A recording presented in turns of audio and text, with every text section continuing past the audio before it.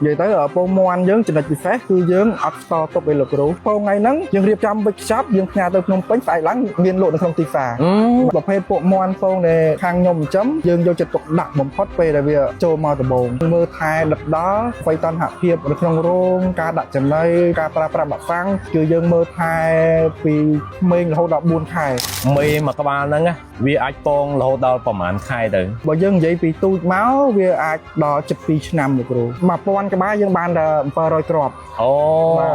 à lỗi nó dưỡng pi mơn các bạn mà mơn phải mòn châm mòn vô pong ní kẹo pi pong mòn ní dưỡng nơi sạch dưỡng nơi liềm muộn mòn ba là rồi từ là cốt tầm rồi dưỡng lụa bụi mòn tiệt một bụi mòn tiệt bà dưỡng còn lấp chấm đây mòn tiệt bà dưỡng miên tầng vã sang mòn tiệt nơi pe đại dưỡng phở mòn ní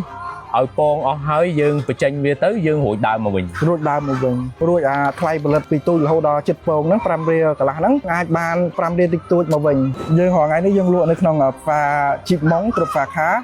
nó không bao nhiêu ba hay nó pha ion cướp pha khá đại Rosie កាន់តែយូរស្គាល់ផ្លូវកាន់តែច្បាស់ខ្ញុំបាទសំកសលស្វាគមន៍មកកាន់កម្មវិធីអ្នកនាំផ្លូវរបស់ Business Cambodia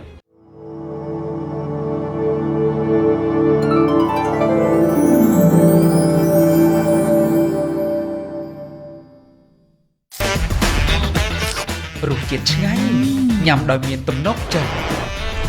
ម្សៅប្រហុកគីរុំមាន5រសជាតិស័ក្តិសមបំផុតសម្រាប់ម្ហូបអាស៊ីនិងម្ហូបអន្តរជាតិ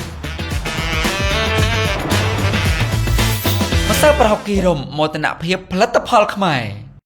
គីណាកាប់ស៊ីលត្រូវបានផលិតឡើងតាមស្តង់ដារ GMP នៅក្នុងរោងចក្ររបស់យើងហើយការជឿជាក់មិនត្រឹមតែនៅកម្ពុជាទេប៉ុន្តែនៅជិត20ប្រទេសជុំវិញពិភពលោកគីណាកាប់ស៊ីលគឺជាជម្រើសរបស់ខ្ញុំសម្រាប់បំបត្តិរាល់ការឈឺចុកចាប់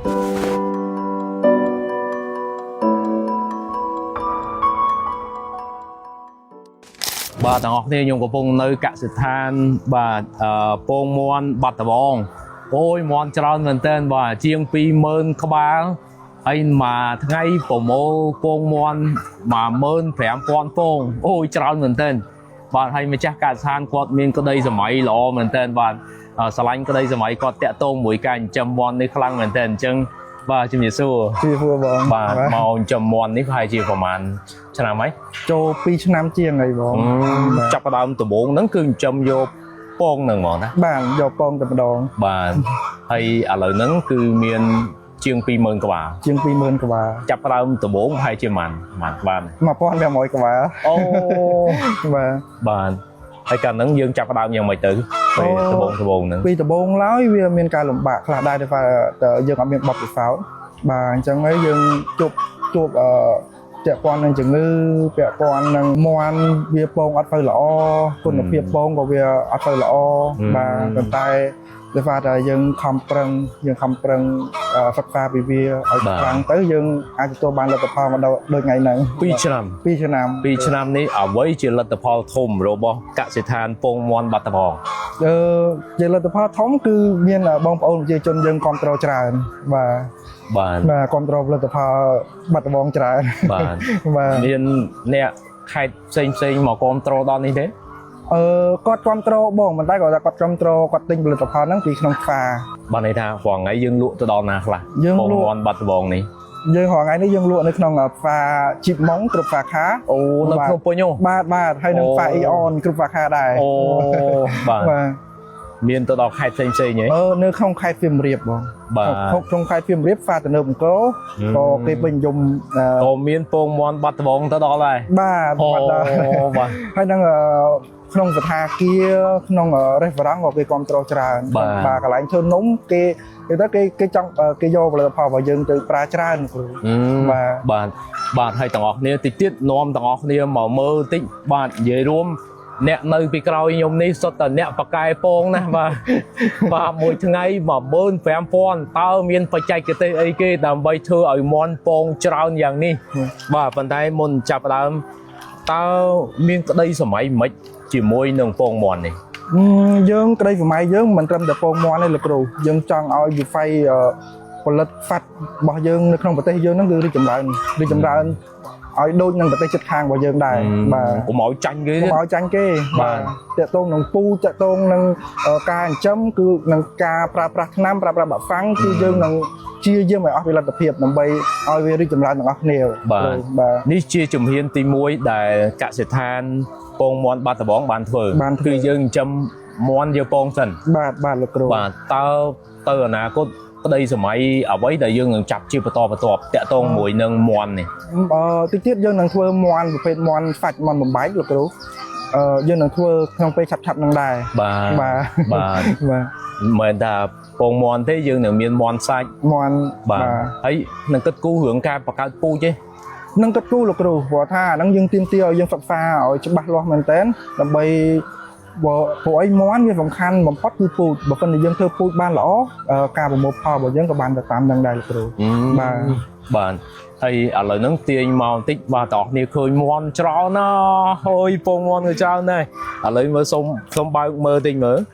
បាទនេះពងមាន់ដែលគាត់ទឹមតែរើសមកមិញហ្នឹងបាទ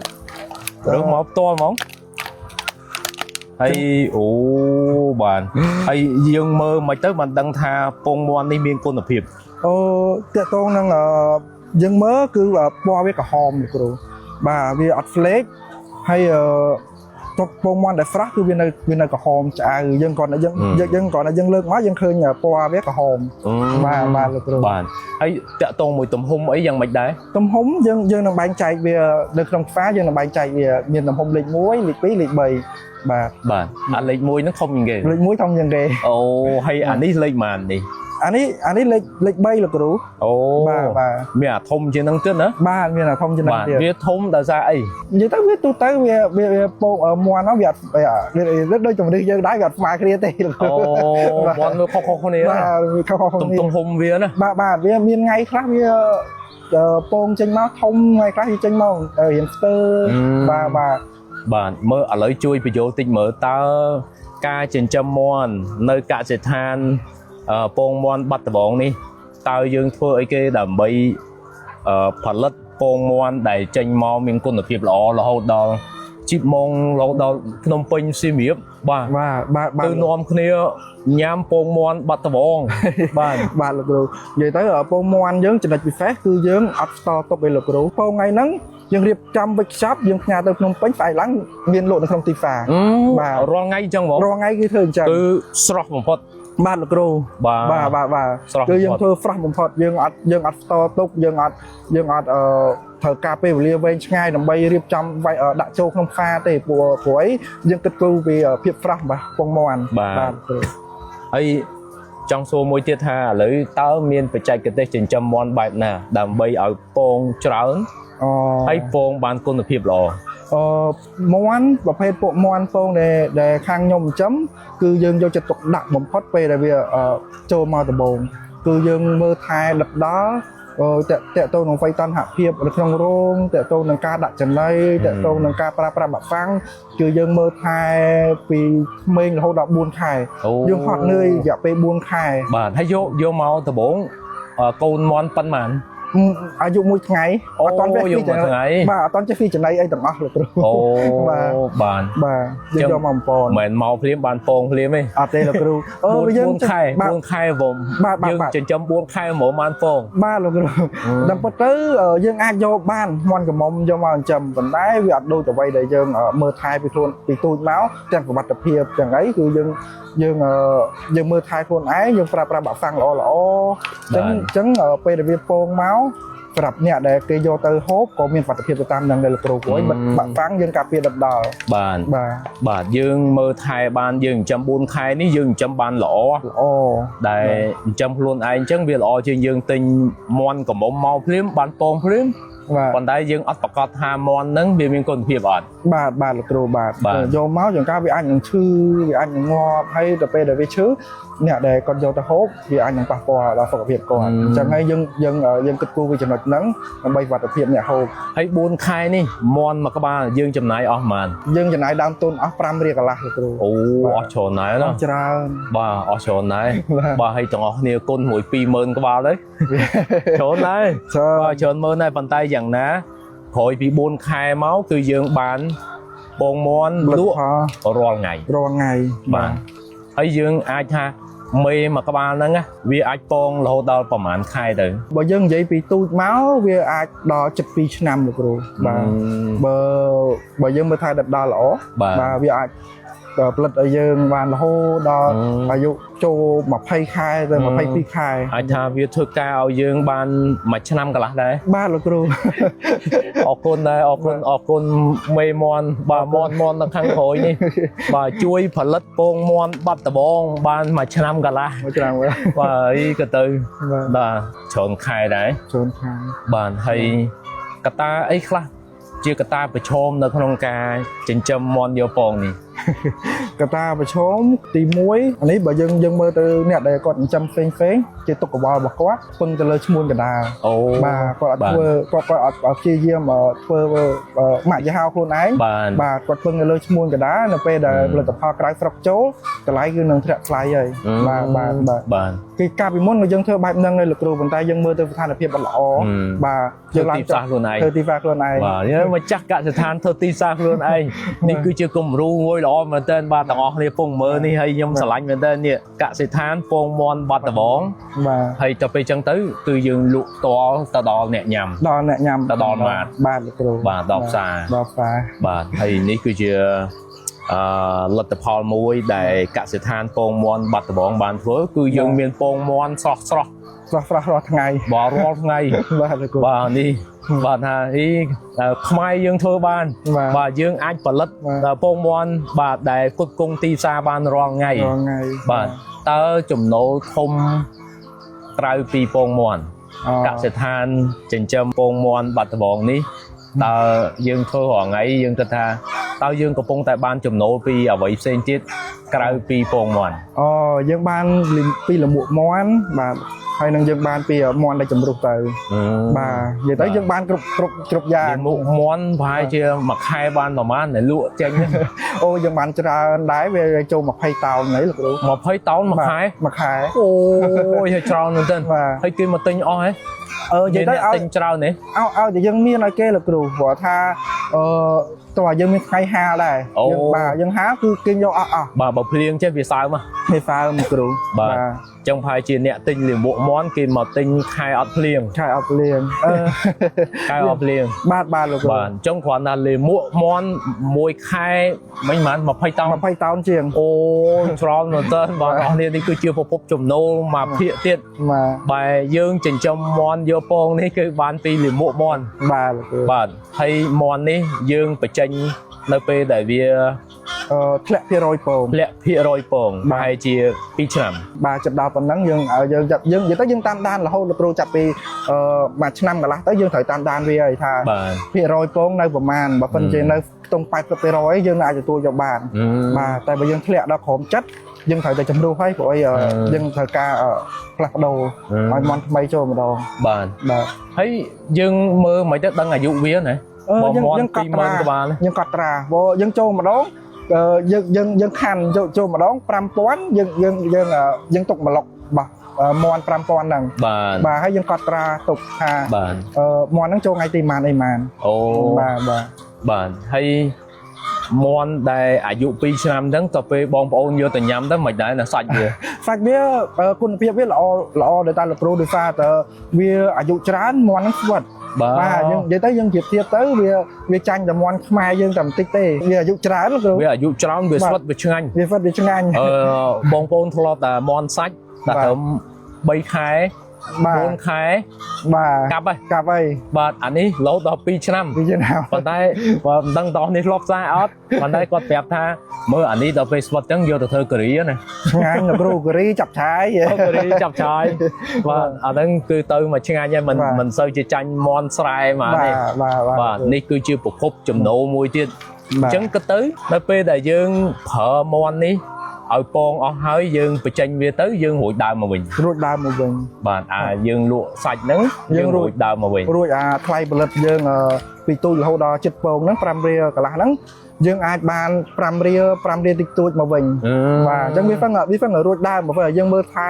បានល្អលោកគ្រូបាទ មើលថែបានល្អវានឹងរួចដើមបាទហើយតោះនេះចំណេញនេះ ចំណេញ អញ្ចឹងអ្នកចិញ្ចឹមមន់យកពងគឺចំណេញពងតែម្ដងបាទហើយឥឡូវហ្នឹងគឺខ្មែរយើងធ្វើបានហើយអញ្ចឹងសូមបងប្អូនទាំងអស់គ្នាដែលជាម្ចាស់ផ្សារម្ចាស់ម៉ាតបាទសូមទាំងអស់គ្នាយកពងមន់បាត់ដំបងបាទយីហោផុសខ្មែរយើងពងមន់ផុសខ្មែរយើងដាក់ចូលក្នុងផ្សារឲ្យបងប្អូនដែលមើលវីដេអូនេះហើយដើរផ្សារបាទមើលផងបាទឃើញអត់កសិដ្ឋានពងមន់បាត់ដំបងនាំគ្នាទិញញ៉ាំបាទជាពងមន់ដែលស្រស់បំផុតបាទគឺទៅផ្សាររាល់ថ្ងៃហ្មងថ្ងៃ បាទហើយចិញ្ចឹមនៅបាត់ដំបងផ្ទាល់តែម្ដងបាទលោកគ្រូទឹកដីបាត់ដំបងបាទហើយចលអាកាសល្អណាស់ជុំវិញសស្រែបាត់ដំបងសស្រែបាទឥឡូវហ្នឹងបាត់ដំបងចាប់ដើមមានបាទកសិដ្ឋានចិញ្ចឹមមន់យកពងបាទដែលនិយាយរួមជាក្តីសម័យមួយដែលហេតុអីបានជាគិតថាការចិញ្ចឹមសត្វជាពិសេសចិញ្ចឹមបាក់សីដូចជាមន់នេះបាទវាសំខាន់សម្រាប់ស្រុកខ្មែរយើងគឺតម្រូវការរងថ្ងៃលោកគ្រូមិនថានៅក្នុងកន្លែងណាគឺតម្រូវការរងថ្ងៃបើមិនដូចជាកាលពីមុនខ្ញុំធ្វើការនៅក្នុងវិស័យចំណីអាហារខាងបន្តាគារខាង restaurant អញ្ចឹងយើងដឹងពីតម្រូវការហើយយើងនិយាយមែនតើយើងឃើញផលិតផលដូចជាពងមាន់ដូចជាសាច់មាន់នៅលើទីផ្សាររបស់បរទេសបាទគេអ្នកច្បាមយកទាំងអស់អញ្ចឹងហើយយើងឃើញថាយើងមិនគួរណាឲ្យចំណូលនឹងទៅលើគេទាំងអស់លោកគ្រូបាទអញ្ចឹងហើយយើងត្រូវតែទាញមកវិញព្រោះយើងជាខ្មែរយើងត្រូវឲ្យចំណូលនឹងឲ្យចូលខ្មែរមកខ្លះកុំឲ្យចូលទៅបរទេសពេកបាទអញ្ចឹងយើងចាប់ផ្ដើមហើយការចាប់ផ្ដើមដំបូងយើងដើរមើលទៅគឺគេអត់ដែលមានណាគេចិញ្ចឹមបែបហ្នឹងទេលោកគ្រូគេចិញ្ចឹមបែបទំនើបហើយក្នុងមួយរោងគេចំណាយអស់ច្រើនតែវាអត់ជាឧបសគ្គសម្រាប់ខាងខ្ញុំជាម្ចាស់កសិដ្ឋាននេះព្រោះយើងនឹងស្រាវជ្រាវយើងមើលបាទយើងថាវាមិនដែរថាយើងធ្វើអត់បានទេបាទអញ្ចឹងហើយយើងសិក្សាទៅយើងឃើញនៅខាងប្រទេសឥណ្ឌូនេស៊ីបាទគេចិញ្ចឹមបែបធម្មតាដូចយើងអញ្ចឹងបាទពេលអញ្ចឹងយើងទាញអា model ហ្នឹងយកមកធ្វើបាទធ្វើដំបូងយើងហ្វាក់ 1500 វាជួបបញ្ហាច្រើនតែយើងអត់បាក់ទឹកចិត្តទេយើងធ្វើទៀតយើងខំប្រឹងព្រោះយើងគោលដៅយើងថាយើងនឹងទាញចំណូលមកឲ្យខ្មែរយើងវិញបាទយើងគ្រាន់ថាមើលគ្រាន់ថាចំមន់យកពងនេះក្រៅពីពងមន់នេះយើងនៅសាច់យើងនៅលាមកមន់បាទលោកគ្រូទៅអនាគតតាមរួចយើងលក់ពូជមន់ទៀតបាទយើងផលិតចំណីមន់ទៀតបាទយើងមានទាំងវាក់សាំងមន់ទៀតបើយើងមិននាំគ្នាចិញ្ចឹមមន់យកពងទេយើងមិនអាចចេះរឿងវាក់សាំងយើងមិនអាចចេះរឿងចំណីមន់ទេបាទនេះហើយជាទឹកចិត្តសហគមន៍ខ្មែរយើងបាទសង្ឃឹមថាទាំងអស់គ្នាមើលហើយនឹងនាំគ្នាគ្រប់គ្រងបាទកសិដ្ឋានពងមន់បាត់ដំបងបាទហើយនឹងកសិដ្ឋានបាទអាចនឹងមានកសិដ្ឋានបងប្អូនផ្សេងទៀតនៅតាមខេត្តផ្សេងទៀតនាំគ្នាគ្រប់គ្រងផលិតផលខ្មែរ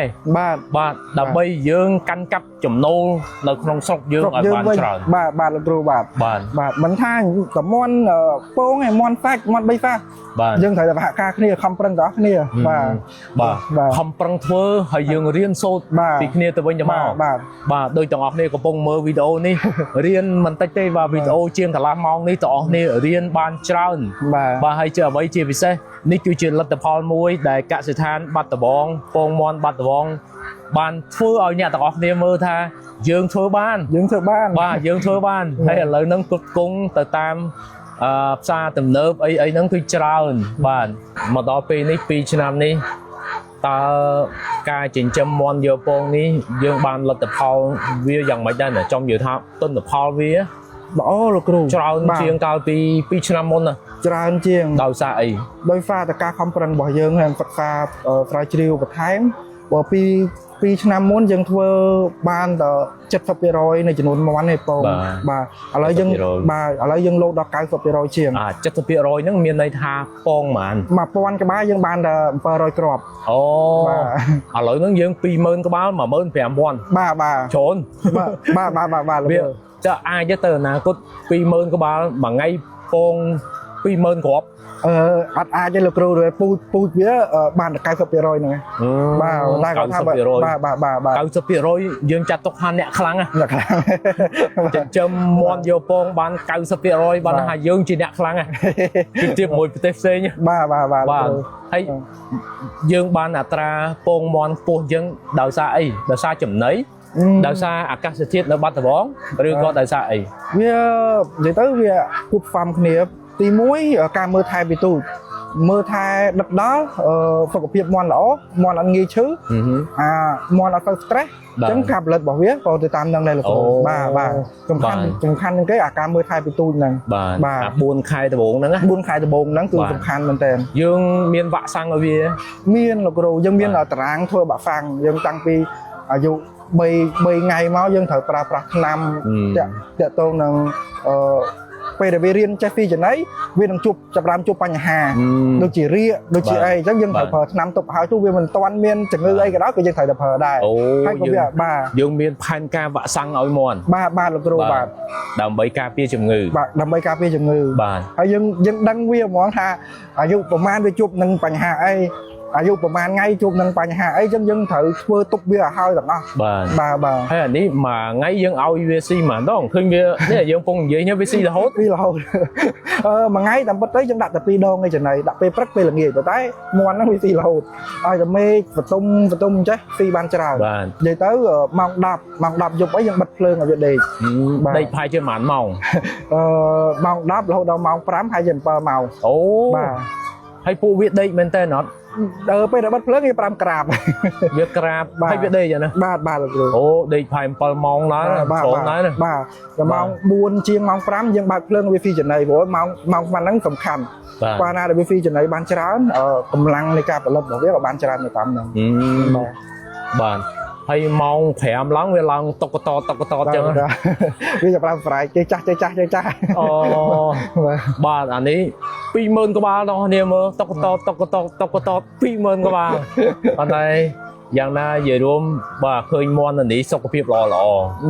បាទអាចថាដោយសារវ៉ាក់សាំងផងចំណីយើងរៀបចំចំណីបាវណាបាទលោកគ្រូយើងអត់មានលទ្ធភាពអាចធ្វើដល់នេះចំណីខ្លួនឯងបានបាទចំណីវាមានអីខ្លះនេះប្រភេទយើងបើយើងមើលយើងហងៃក៏យើងសិក្សាពីរូបមន្តដែរវាមានពោតបាទវាមានសណ្ដែកកាក់សណ្ដែកបាទវាមានបន្ទក់ស្រូវសាលី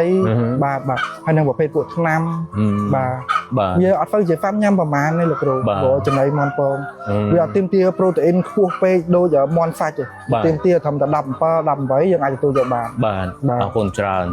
ហើយឥឡូវហ្នឹងពងមាន់នៅក្នុងដៃខ្ញុំនេះហើយពងមាន់ដែលទៅដល់ដៃរបស់អ្នកញ៉ាំយើងជាម្ចាស់កសិដ្ឋានអ្វីដែលធ្វើឲ្យយើងរំភើបមែនតើពីពងមាន់ដែលយើងបានផលិតទៅដល់បងប្អូនខ្មែរយើងទាំងអស់គ្នាញ៉ាំនេះអ្វីដែលខ្ញុំរំភើបរាល់ជាងគេនោះគឺថាយើងអត់ដែរហ្វាល់ក្នុងផ្សារបាទគឺគាត់លក់អស់ពីស្តុករបស់គាត់ហ្មងបាទយើងអត់មានថា reject មកវិញទេគឺអត់ដែរហ្មងអត់ហ្វះហ្មងលោកគ្រូអត់ខ្វះហ្មងបាទខ្ញុំនិយាយថាយើងក៏អរគុណទៅដល់បងប្អូនខ្មែរយើងដែលគ្រប់គ្រងផលិតផលក្នុងស្រុកដែរលោកគ្រូបាទជាពិសេសអ្នកដែលបានគ្រប់គ្រងកសិដ្ឋានពងមាន់បាត់ដំបងបាទហើយយើងម្ចាស់កសិដ្ឋានអូយរំភើបហើយតោះនេះមើលពងមាន់ច្រើនណា 15,000 ពងហើយទៅអស់អត់ដែរត្រឡប់មកវិញទេអត់ទេលោកគ្រូបាទហើយទៅអនាគតអ្វីដែលជាផែនការដែលចង់ឃើញមែនទែនត្រូវតែធ្វើវាឲ្យចេញអីគេគឺវាវាយចិញ្ចឹមសត្វនៅក្នុងស្រុកខ្មែររីកចម្រើនលោកគ្រូត្រូវតែរួមដៃគ្នាធ្វើបាទទាំងពូជទាំងការផលិតកុំឲ្យចាញ់ប្រទេសជិតខាងយើងបាទស្វ័យត្បិតរាល់ថ្ងៃនេះយើងដើរក្រោយប្រទេសជិតខាងយើងមែនតែធនធានមនុស្សរបស់យើងអត់អន់ទេលោកគ្រូព្រោះអ្នកខ្លាំងក៏អ្នកខ្លាំងយើងពិសោធន៍បាទ2 3ឆ្នាំហើយដែរបាទលោកគ្រូ2 3ឆ្នាំហើយយើងដឹងពីធនធានមនុស្សរបស់យើងបាទខ្មែរយើងអាចធ្វើបានច្រើនមិនត្រឹមតែមាន់ពងមាន់សាច់ទាពង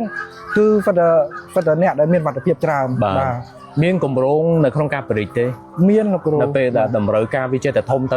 នេះ តាមពិតទៅយើងត្រូវតែបរិយបន្តែដោយសារតខែនេះទឹកលិចបាទអញ្ចឹងយើងអាចចាក់ដីបាន បាទ បាទទៅពេលអញ្ចឹងទៅយើងទ្រាំសិន ឆ្នាំក្រោយ បាទ នឹងបរិច នឹងបរិយ 1 2 ហ៎ បាទលោកគ្រូ អូ នឹងធ្វើឲ្យបាន បាទ បាទលោកគ្រូ បាទតើការចិញ្ចឹមនេះអាចទេនឹងមានចិញ្ចឹមនៅក្នុងខេត្តផ្សេងទៀតអាចថាសៀមរាបពុតគង់សៀមរាប បាទ ក្បែរភ្នំពេញពុតគង់ទៅភ្នំពេញហ៎ឬក៏បែបណាមានកម្រង មានលោកគ្រូប៉ុន្តែគាត់ថាបើមិននិយាយមានលទ្ធភាពយើងនឹងធ្វើ បាទ ហើយយើងមិនមែនត្រឹមតែធ្វើតែមន់ពងនៅមុខទេមានលទ្ធភាពយើងនឹងធ្វើមន់សាច់ទៀត បាទ បាទ អាចនឹងមានកន្លែងកាប់សាច់មាន់ បាទ ខ្លួនឯងទៀត បាទលោកគ្រូ ទៅអនាគតអាចទេប្រសិនបើបងប្អូនមើលវីដេអូនេះហើយគាត់ថាចង់សហការដើម្បីចិញ្ចឹមដែរតើអាចនឹងចិញ្ចឹមឲ្យដាក់យីហោកសិដ្ឋានពងមាន់ បាត់ហ្មង បាត់ហ្មងដែរបានទេ បានលោកគ្រូយើងនឹងបើកចិត្តទទួលយក បាទ ហើយយើងនឹងធ្វើជាមួយគ្នា ទៅជាមួយគ្នាបាទថាបងប្អូនមានដើមទុនចិញ្ចឹមមក បាទ ចិញ្ចឹមឲ្យមក បាទ បាទតាមបច្ចេកទេសរបស់កសិដ្ឋានពងមាន់បាត់ដំបងហ្មង បាទហើយយើងរួមគ្នាលក់ធ្វើម៉េចក៏ដោបយកទីផ្សារឲ្យបានកាន់តែធំពងមាន់នៅក្នុងស្រុក បាទលោកគ្រូ បាទ តាមពិតទៅយើងនៅខ្វះចន្លោះផេក50គ្រាប់យើងអត់បានធ្វើបាន អូ បាទលោកគ្រូបើមិនជាតិចទៀតយើងមានពងមាន់ច្រើនយើងនឹងធ្វើខ្ចប់ជា50គ្រាប់ អូមក កញ្ចែង50គ្រាប់ មកកញ្ជ្រៃហ្នឹង30គ្រាប់ហ្មង បាទលោកគ្រូបាទ បាទអាហ្នឹងភាគច្រើនណាគេអ្នកទិញ នៅផ្សារក៏ប្រជាជនយើងអត់ទេលោកគ្រូនៅប្រជាជនយើងអ្នកខ្លះគាត់ អ្នកផ្ទះ គាត់បាទគាត់យក30គ្រាប់ហ្មងគ្រូបាទ ប្រហែលដោយសារគ្រួសារគាត់ធំ បាទគ្រូសាគាត់ធំគាត់យកមានជំរឿសឲ្យគាត់យើងមានជំរឿសឲ្យគាត់លោកគ្រូ បាទហើយកាលណាគាត់ទិញមកកញ្ចែងធំអញ្ចឹង30គ្រាប់អញ្ចឹងវាធូរថ្លៃជាងអានេះ បាទ អានេះវាអស់ថ្លៃវិខ្ចប់ជាច្រើន បាទ បាទ តែនិយាយយ៉ាងណាក៏ដោយក៏ផលិតផលរបស់យើងក៏លក់ក្នុងតម្លៃមួយដែលប្រជាជនខ្មែរយើងអាចទទួលយកបានដែរ បាទតម្លៃមិនថ្លៃជាងគេទេ មិនថ្លៃមានតែធូរជាងគេទៀត តម្លៃធូរជាងគេ បាទលោកគ្រូបាទ អូហើយទាំងអស់គ្នាមើលពងមាន់ពងមាន់តែខ្ញុំកាន់នេះទម្ងន់ ធ្ងន់យើង ហើយពណ៌បិញឡើង ក្រហម ហ្មងបាទ លោកគ្រូយើងគួរតែបើកឲ្យបាទ អ្នកទស្សនាមើល បាទអាចដកនេះមក បាទ អូខេអានេះអូបងអូហើយទាំងអស់គ្នាមើលឃើញផ្ទាល់ហើយមិនដឹងថាអូយ ក្រហម បាទក្រហមហើយអាខាងក្នុងមើលទៅ បាទ វាដូចជាងឡើងឆ្អិនឆ្អៅហ្មងណា បាទលោកគ្រូបាទពងមាន់ដែលមានគុណភាពគឺវាពណ៌ខាងក្នុងពណ៌ក្រហម ពណ៌ក្រហមអានេះដូចព្រះអាទិត្យអញ្ចឹងណា បាទលោកគ្រូ ដូចព្រះអាទិត្យហើយវាអត់បែកទេ អត់បែកទេលោកគ្រូ បាទវាមើលទៅវាដូចជាពងឆ្អិនអញ្ចឹង បាទហើយ មូលហ្មង បាទលោកគ្រូបាទហើយសំបីតែពងពណ៌សក៏អត់សូវមានជាតិទឹកដែរ អូនេះអានេះវាអត់ហៀចុះក្រោមណា អត់ហៀបើថាតែវាពងមាន់ដែលមានគុណភាពគឺវាបែបហ្នឹងលោកគ្រូ បាទវាអត់មានចិត្តបើពងមាន់ដែលបងប្អូនយកទៅហូបខ្លះពេលដែលគោះមកផ្ទុះដែលយើងជៀនផ្ទុះ បាទអានេះជៀនអត់ផ្ទុះទេ បាទអានេះជាចំណុចពិសេសរបស់ពងមាន់បាត់ដំបងវាល្អអញ្ចឹងបាទតោះគ្នាមើលនេះអត់មានហៀចេញទេអានេះដោយសារវាអត់សូវមានជាតិទឹក បាទលោកគ្រូបាទ អញ្ចឹងអានេះជាពងមាន់បាទដែលមានគុណភាពទាំងអស់គ្នានាំគ្នាសាកញ៉ាំទៅ បាទហើយមើលវីដេអូនេះហើយយ៉ាងម៉េចដែរមើលឃើញយ៉ាងម៉េចដែរពីវិស័យចិញ្ចឹមមាន់នៅស្រុកខ្មែរហើយជាពិសេសគឺមុខរបរតាក់ទងមួយកសិដ្ឋានចិញ្ចឹមមាន់យកពងបាទដូចបាត់ដំបងនេះបាទតោះគ្នាមើលឃើញអនាគតទេដូចម្ចាស់កសិដ្ឋានមួយរូបនេះទេបាទហើយទាំងអស់គ្នាស្រឡាញ់ធ្វើបែបណាចង់ឃើញស្រុកខ្មែរយើងទៅជាអ្នកខ្លាំងមួយរូបនៅក្នុងតំបន់នៅក្នុងការចិញ្ចឹមមាន់យកពងយកសាច់បាទបកាត់ពូជមាន់ឲ្យបានច្រើនដើម្បីស្រុកខ្មែរយើងទៅអនាគតមានចំណូលច្រើនមើលណាបាទហើយពងមកឲ្យមកនេះមិញនឹងតោះគ្នាបានមើលនិយាយរួមគឺលីមកមាន់យើងអាចយកទៅធ្វើជីបានទៀតបាទហើយមាន់នៅទីនេះចិញ្ចឹមហើយយកសាច់វាយកទៅលក់មកវិញរួចដើមមកវិញទៀតអូនេះគឺជាឱកាសមួយធំមែនទែនបាទហើយជាចុងក្រោយមានសារអីពិសេសមកតាមផ្ញើទៅដល់បងប្អូនទាំងអស់គ្នាជាពិសេសអ្នកដែលកំពុងតែគ្រប់គ្រងផលិតផលខ្មែរយើងខ្លាំងមែនទែនបាទសូមអញ្ជើញបាទខ្ញុំជាចុងក្រោយនេះខ្ញុំសូមអរគុណបងប្អូនខ្មែរយើងដែល តែងតែគ្រប់គ្រងផលិតផលរបស់ខ្មែរដែលជឿជាក់លើផលិតផលរបស់ខ្មែរគឺពួកខ្ញុំដែលជាអ្នកដែលផលិតមួយរូបគឺយើងអរគុណមែនតើបាទហើយក៏សូម5ផ្ញើទៅដល់បងប្អូនដែលជាសហគ្រិនទាំងអស់គ្នាដែលគាត់មើលឃើញឱកាសដែលយើងកំពុងគ្រប់គ្រងផលិតផលរបស់ខ្មែរអញ្ចឹងសូមបងប្អូនកុំប្រញាប់ពេកបាទយើងផ្ដោតលើគុណភាពជាងផលិតផលបាទដល់ពេលណាដែលបងប្អូនប្រញាប់ពេកបងប្អូនអត់ទាន់ដឹងពីផលិតផលដែលបងប្អូនផលិតបងបាទយើងបាទខាតហើយនឹងផលិតផលដែលអត់មានគុណភាពបាទអញ្ចឹងហើយសូមកុំប្រញាប់ពេកយើងត្រូវមើលគំរូក្រុមហ៊ុនធំដូចជាក្រុមហ៊ុនការីហ្វូក្រុមហ៊ុនរោងចក្រហ្វៃឡុនគឺគាត់ប្រជាជនយើងគ្រប់គ្រងតាំងពីមិនទាន់មានបញ្ហាព្រំដែនម៉េះបាទអញ្ចឹងហើយឲ្យតែមានគុណភាពទៅតាមពិតទៅកសិដ្ឋានយើងក៏បែបហ្នឹងដែរលោកគ្រូ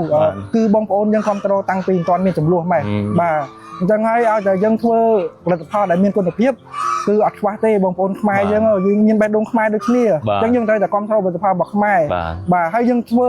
ដើម្បីប្រកួតប្រជែងជាមួយផលិតផលបរទេសមិនមែនយកតែមកពេលហ្នឹងហើយ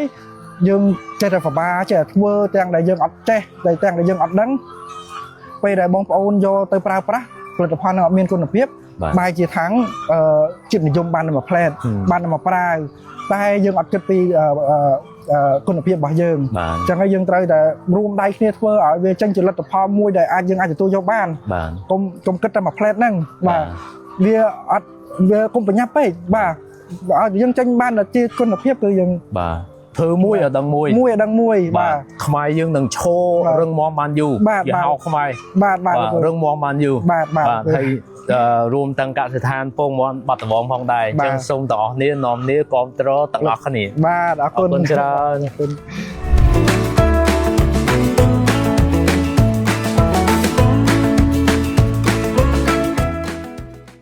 ជាម្សៅប្រហុកដែលបានសំឡើងយ៉ាងសម្រិតសម្រាំងពីប្រហុកធម្មជាតិរបស់ខ្មែរយើង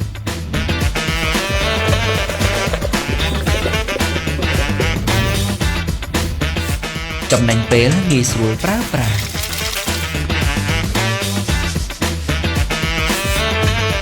ធ្វើឲ្យមុខម្ហូបឈ្ងុយឆ្ងាញ់គ្រប់មុខទាំងម្ហូបខ្មែរនិងម្ហូបបរទេសម្សៅប្រហុកគីរុំគ្មានសារធាតុអេស្តាមីននិងសារធាតុមិនល្អផ្សេងទៀតរសជាតិឆ្ងាញ់ញ៉ាំដោយមានទំនុកចិត្តម្សៅប្រហុកគីរុំមាន5រសជាតិស័ក្តិសមបំផុតសម្រាប់ម្ហូបអាស៊ីនិងម្ហូបអន្តរជាតិម្សៅប្រហុកគីរុំមោទនភាពផលិតផលខ្មែរគីណាកាប់ស៊ីលត្រូវបានផលិតឡើងតាមស្តង់ដារ GMP នៅក្នុងរោងចក្ររបស់យើងហើយការជឿជាក់មិនត្រឹមតែនៅកម្ពុជាទេប៉ុន្តែនៅជិត20ប្រទេសជុំវិញពិភពលោកគីណាកាប់ស៊ីលគឺជាជម្រើសរបស់ខ្ញុំសម្រាប់បំបត្តិរាល់ការឈឺចុកចាប់